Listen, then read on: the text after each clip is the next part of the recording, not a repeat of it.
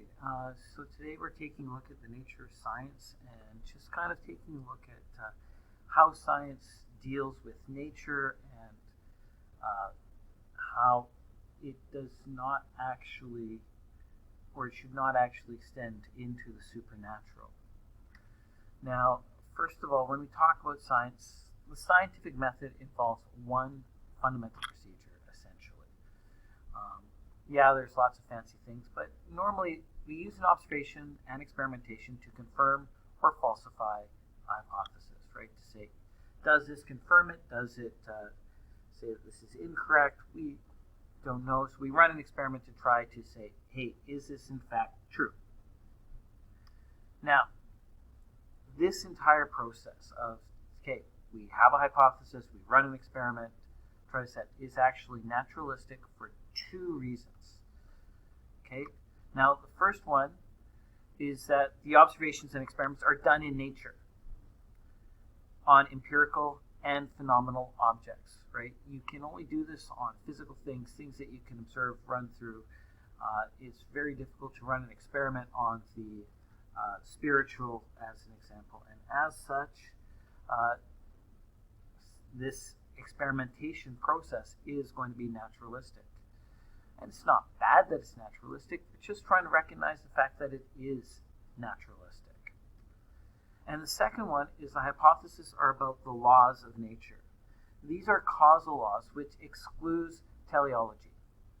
Okay? Right? You're dealing with natural laws. Right? And thus, this phenomenon that's observed, a theory proposed to explain the phenomena and test predictions that can be done, proven by observation experiments, is going to be naturalistic. Right? Couple of things. The first one is the belief that purpose and design are part of or apparent in nature. Right? That's the definition of teleology. So when we talk about the hypothesis are causal laws, it excludes that purpose and design aspect of it. We don't just say, this happened because it was designed that way, right? Science doesn't work that way. It looks for the laws of nature to say it with in terms of cause and effect. The second one is that intelligent design and creationism denies the naturalism of science by asserting that natural causes are insufficient to explain certain phenomena, such as biological organisms and the diversity of life. Just saying that you can't say. And so, when you talk about intelligent design and creationism, it's saying that science, the naturalistic laws are insufficient. So, the denial of natural cause can only mean the introduction of a supernatural one, right? If you say that the natural cause is insufficient, well, then a supernatural cause needs to be within there, right? And now, the suspension of natural laws is by definition a miracle, and so we say that there has to be a miracle within this when we talk about that idea of intelligent design or creationism. Now, it's not surprising that such a notion would accompany a theistic belief, but by its very nature, it cannot be part of science, because science is a naturalistic phenomenon. And so we're a little bit at odds here in terms of when we try to invoke or talk about supernatural causes within the realm of science. It becomes difficult, tricky, a balance. Now, the purpose of science is to discover these laws of nature. Then events that involve the suspension of the laws of nature by that very fact cannot be a part of science. Science cannot study a law of nature when the law is actually not in operation. And so this event of creation, the beginning of all these laws that came into being at the Big Bang, were not in operation at that time. You can't have, for example, a law of conservation of matter or mass if you have no mass to begin with as it came into existence at the Big Bang. At the same time, miracles are only occasional events. They can't be studied in a scientific way, because in order to be studied in a scientific way, you need to be able to repeat the experiment over and over again. How are you going to recreate the creation of a universe, right, to run an experiment on it? You can't. It's impossible. And that supernatural cause that suspends the laws of nature thus can have no part of scientific knowledge. And so what we see here is that we've got kind of this idea of science as being one thing, and we've got intelligent design or creationism, whichever you want to view it as. I know some people view them as two separate things as well, or some people may actually dive that over where they do interlay. But really, these things don't seem to interact with each other in terms of the actual processes. However, there is a distortion of life. That is, only the natural laws exist, and science assumes that only the things which are physical or known, measured, right? And when I say physical, I know, energy and whatnot as well is not really physical, but I'm using that in terms of trying to, this dichotomy that we're looking at. The distortion within science is that you've got scientific naturalism, that's all that exists is the natural. Everything else is not real. That's what meant by scientism or scientific naturalism, right? Just because these two things are not overlapping or the same thing does not mean that this does not exist. It's just not a part of the science. In his book, Darwin's Dangerous Idea, Professor Daniel Dent hopes to persuade readers to embrace Darwin's ideas. When we understand Darwin's ideas, we can then do away with the traditional moral, metaphysical, and religious beliefs. That is what Daniel Dent is essentially arguing, saying that we can do away with it, basically getting to a naturalistic assumption. Here we'll listen to it within his own words. In spite of Darwin's best efforts, the implications were there for anybody to draw, and that is, he's not just talking about birds and bees and flowers. He's talking about us. He's talking about our minds. He's talking about our conscience, our soul. Everything, if Darwin is right, is made up of little ratchets doing their little ratchety thing. And it's all just mechanical and blind and purposeless at the bottom. And this was the Great Inversion, because until then, the idea that there was something like a life force, élan vital, or that there was something like a soul that was completely distinct from matter, and that it somehow informed and controlled and guided creative processes, thinking processes, moral reasoning, and so forth. This top-down idea about morality and self and soul was very plausible until Darwin. And after Darwin, people could see that maybe the soul could be replaced with some of those ratchets. And that's a very threatening idea.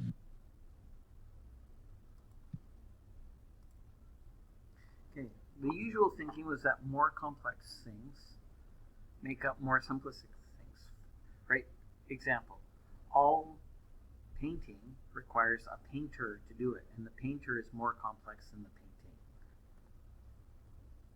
The Great Inversion was essentially that simple things can rise to more complex things, right? That idea of the theory of evolution, you start off with simple things and you get more and more and more complex things. It's a great inversion. And by extending that logic, though, now this is extending it probably beyond what Daniel Dent had actually been talking about, was the laws of physics themselves could even be evolving to more complex forms of physical realities and bring us to pantheism. Admittedly, I'm extending this logic beyond what I've heard Daniel Dent actually say, so just a little word of caution with that. Now, Daniel Dennett continues the interview, and he gives a sad commentary about North American culture and faith in God. Please note that this naturalistic worldview is the dominant worldview in North America. His statements hold true for a majority of Christians because we are so entrapped in a naturalistic worldview and we are hardly aware of it. We tend to think naturalistically. Whether or not you say you believe it, we are ensnared within that particular worldview. Let's listen. I don't think I encountered many people in my youth who really believed in God. I think most people who say they believe in God, most people in the West who say they believe in God actually believe in belief in God. I don't even believe in belief in God. That is, they believe that belief in God is a really good thing. It is something to strive for, something to be maybe proud of if you succeed. Certainly you should try to believe in God, and you certainly shouldn't make it hard for others to believe in God. And the behavior of somebody who believes in belief in God is just the behavior we observe. You go to church, you sing hymns, you give money to the church, and so forth. If you actually believed in God, you do all sorts of lunatic things, and we don't see very many people doing those things. They don't put their lives on the line for God, typically. And I thought it was a little bit like belief in Santa Claus. It's something that we do. We talk about it. We sort of pretend to believe in God, and maybe the immature ones actually believe in God. And then some people grow out of it. I don't. Did he catch the naturalistic assumptions in the statements? The splitting of our Christian lives and separating from reality has left us not really actually believing in God. And I do feel that his statements hold true for many people. That they have a belief in God rather than actually believing in God. What we fail to understand is that if we do not actually have a biblical view and allow it to have an impact on all aspects of our life, what we accept in its place is a naturalistic one, because that is a dominating worldview in our North American culture. And so if we take a look at or think about this in terms of what is it that we actually believe, for many of us, rightly or wrongly, it is naturalistic. The separation of faith and science has effectively left us to be naturalists in Christian clothing, essentially. We live naturally, we claim to be Christian. We don't really stand countercultural to this, and we're not transformed. We blend in, and we're like a lamp under a bowl. We're lukewarm.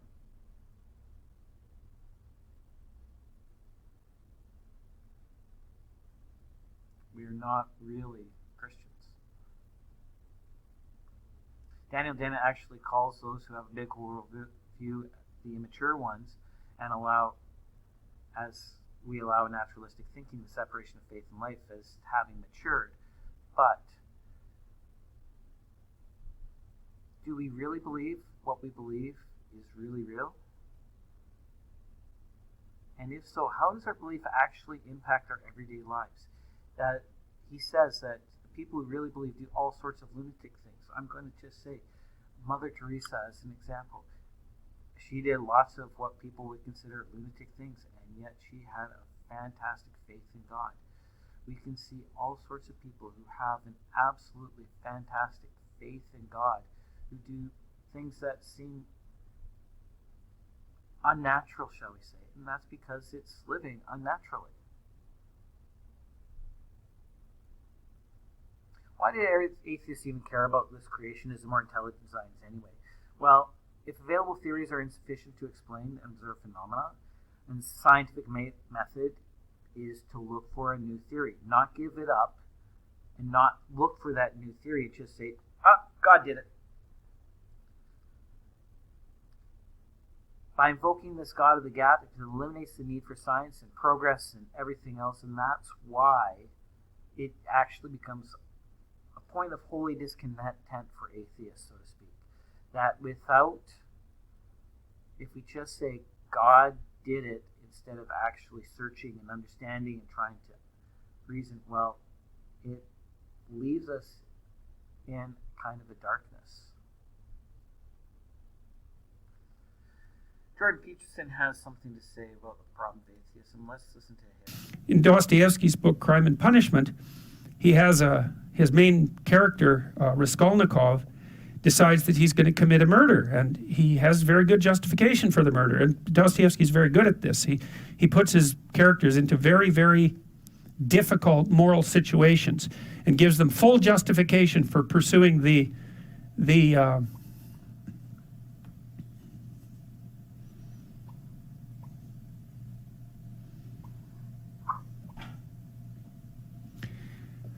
pursuing the pathway that they're pursuing. And so Raskolnikov, he's broke and starving. He wants to go to law school. His sister's about to prostitute herself, roughly speaking, by marrying a guy that hates her, that she hates, and he has contempt for her, at least acts in that manner.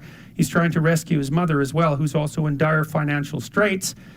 He goes to a pawnbroker to pawn his meager possession so that he can continue to scrape by, and she has this niece, I believe it's her niece, that's not very bright, who she basically treats as a slave and is horrible to. And so the pawnbroker has this money. Raskolnikov is in dire need. He thinks, look, I'll just kill her, because why the hell not?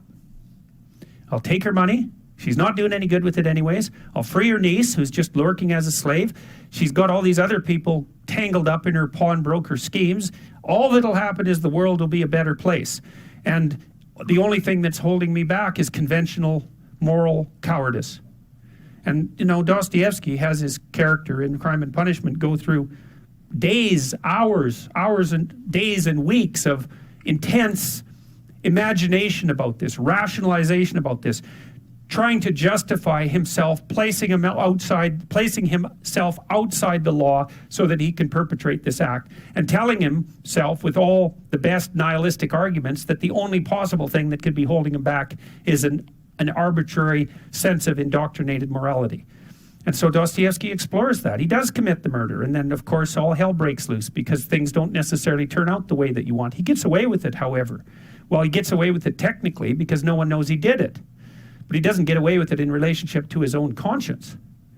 And so the rest of the book explores that. Well, Dostoevsky, I believe it was in Crime and Punishment, although he makes the same point in many of his books, he makes a very fundamental point. And this is the kind of point that I think that people who haven't investigated these matters down this particular literary and philosophical pathway never grapple with. Dostoevsky said straightforwardly, if there's no God, so if there's no higher value, let's say, if there's no transcendent value, then you can do whatever you want.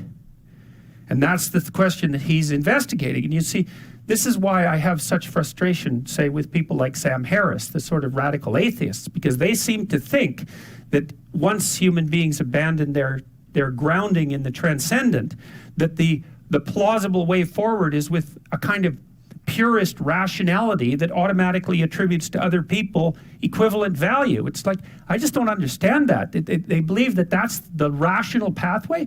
What the hell is irrational about me getting exactly what I want from every one of you whenever I want it at every possible second? Why is that irrational?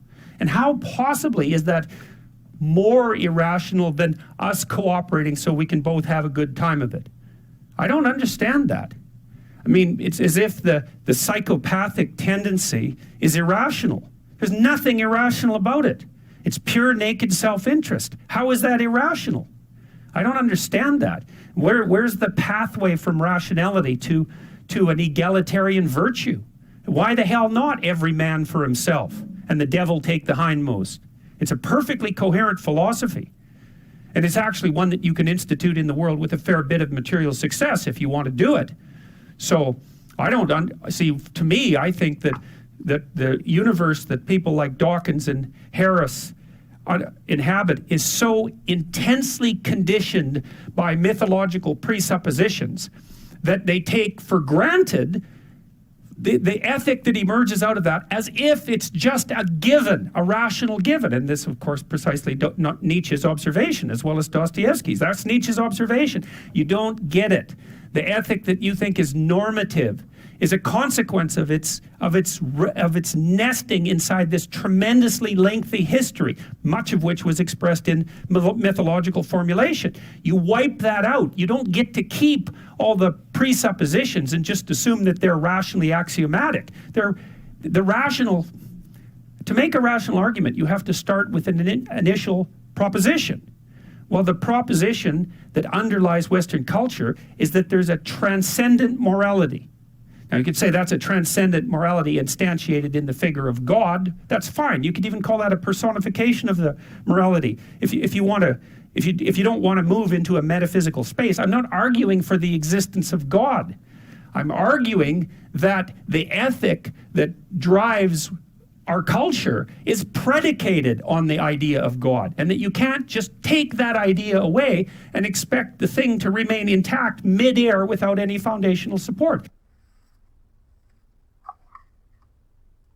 In Dostoevsky. So, in defining science, defines the fact that our existence is not just a physical reality. In defending science, denies the fact that our existence is not just a physical reality, however, also in a spiritual and social one. Right? To exist in a world where only the natural is true denies that thoughts, emotions, and the spiritual world are true. And many of the things are good. That common ethic that we see that is good comes from the spiritual, not from the natural. And yet many people seem to think that many of these good things come from the natural. They don't. They come from the spiritual. Proper Christian worldview should not deny natural causation, however, should it ascribe that there is more than natural causation. We should not deny the natural in place of the supernatural, as it is a world that God had created. But at the same time, we shouldn't just ascribe that there is only the natural.